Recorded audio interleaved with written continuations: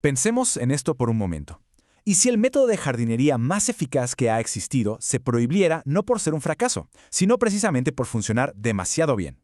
Pues esa es la increíble historia que vamos a descubrir hoy.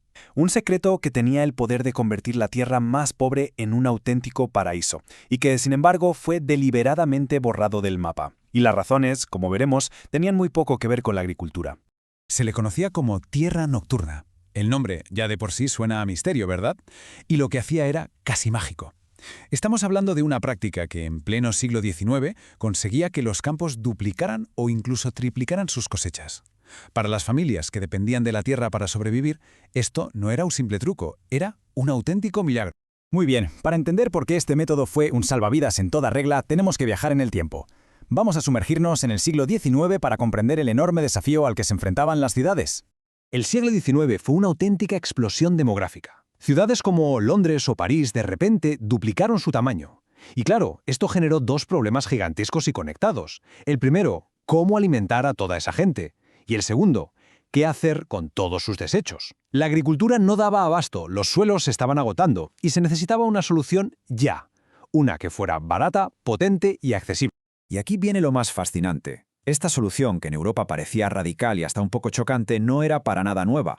En Asia, especialmente en China y Japón, llevaban miles de años haciendo exactamente esto: recoger los desechos de las ciudades para devolverlos a los campos. De hecho, muchos historiadores creen que este ciclo cerrado fue el secreto que mantuvo fértiles las tierras chinas durante siglos, sin necesidad de fertilizantes externos.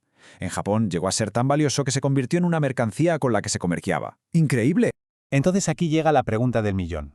Si era una idea tan brillante y funcionaba tan bien, ¿por qué desapareció? Bueno, pues la respuesta no la vamos a encontrar en el campo, la vamos a encontrar en las ciudades, en la política y sobre todo en la ciencia médica.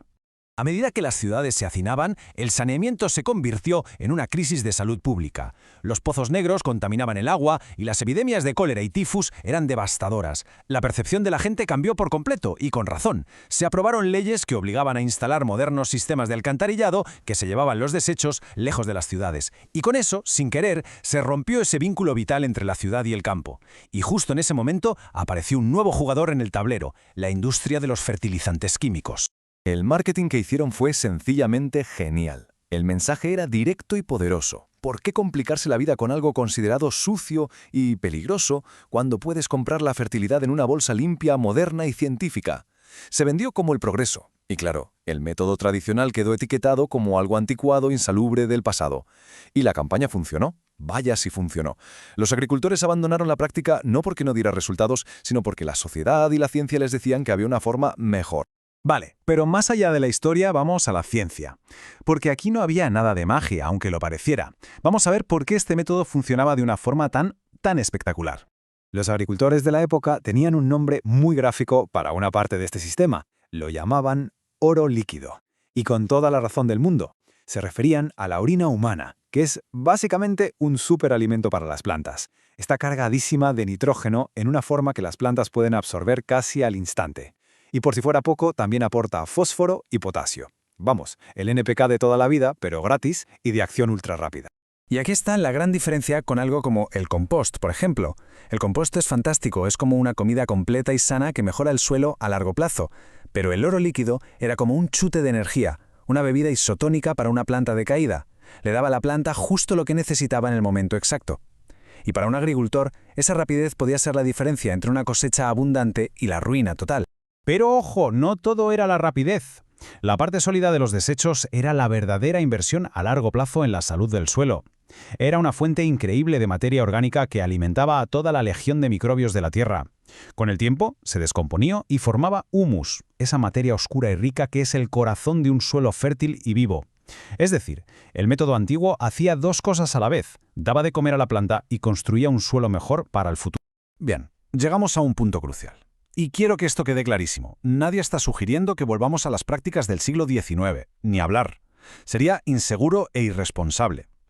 Lo que sí podemos hacer es entender los principios científicos que lo hacían funcionar y aplicarlos de una forma moderna, segura y adaptada a nuestro jardín.